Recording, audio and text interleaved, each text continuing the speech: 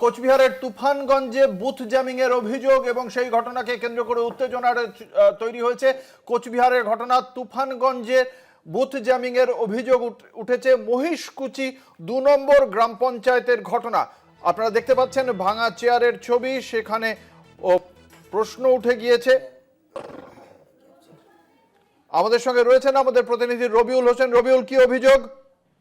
দেখো, তোমাকে জানিয়ে দেখি, কোচবিহারের তুফানগঞ্জ বিধানসভার মহিষকুচি ২ নং গ্রাম পঞ্চায়েতের ৪০ এবং ৪১ নম্বর বুথের যে ভোটদান কেন্দ্র রয়েছে, সেই ভোটদান কেন্দ্রে কিন্তু প্রথমে বিজেপি কর্মী সমর্থকরা অভিযোগ তোলে যে তৃণমূল কংগ্রেসের যারা কর্মী সমর্থক রয়েছে তারা বুথ জ্যাম করার চেষ্টা করছে। এবং যদিও তৃণমূল কংগ্রেস এই অভিযোগ অস্বীকার করে সঙ্গে সঙ্গে কিন্তু তৃণমূল কংগ্রেসের যারা কর্মী সমর্থক তারাও সেই বুথের ১০০ মিটারের মধ্যে কিন্তু তারাও ছুটে আসে এবং তৃণমূল এবং বিজেপি উভয় কর্মী সমর্থকের মধ্যে বাক বিতণ্ডায় কিন্তু কার্যত একেবারেই পরিস্থিতি উত্তপ্ত হয়ে ওঠে। এই যে বুথ জ্যামিং হচ্ছে, সেই বিষয়ে কেন্দ্রীয় বাহিনীর কি ভূমিকা ছিল, কি বলছে দুপক্ষ?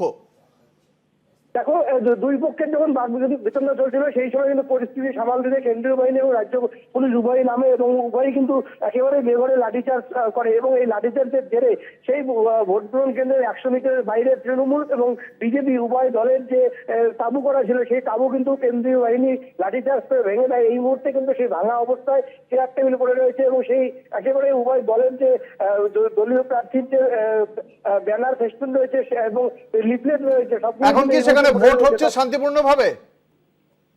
দেখো, এখন আপাতত ভোটদান শুরু হলেও কিন্তু কোনো রাজনৈতিক দলের আর তাবু নেই। একেবারেই কেন্দ্রীয় বাহিনী কড়া নিরাপত্তার মধ্যে দিয়ে সেই নজরদারির মধ্যে দিয়ে বুথটি রেখেছে এবং পরিস্থিতি একেবারেই থমথমে রয়েছে সেখানকার।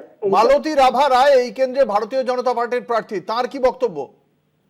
দেখো, বিজেপি প্রার্থীর অভিযোগে তৃণমূল কংগ্রেস কর্মী সমর্থকরা এই বুথ জ্যামিং করার চেষ্টা করছিল। অপরদিকে কিন্তু তৃণমূলের অভিযোগ কোন রকম বুথ জ্যামিং হয়নি। বিজেপি কর্মীরা একেবারে ইচ্ছাপ্রণোদিত ভাবে এসে অশান্তি পাকানোর চেষ্টা করছিল। কোন অভিযোগ কি কোন পক্ষের তরফ থেকে, তৃণমূল বা বিজেপি, কোন অভিযোগ কি কোন পক্ষের তরফ থেকে নির্বাচন কমিশনে জমা পড়ছে? না, এখন পর্যন্ত কিন্তু এই ঘটনাকে কেন্দ্র করে তৃণমূল ও বিজেপি কোনো পক্ষের পক্ষ থেকেই কিন্তু নির্বাচন কমিশনকে কোনো রকম অভিযোগ জানানো হয়। ধন্যবাদ। আমাদের সঙ্গে ছিলেন আমাদের প্রতিনিধি রবিউল হোসেন।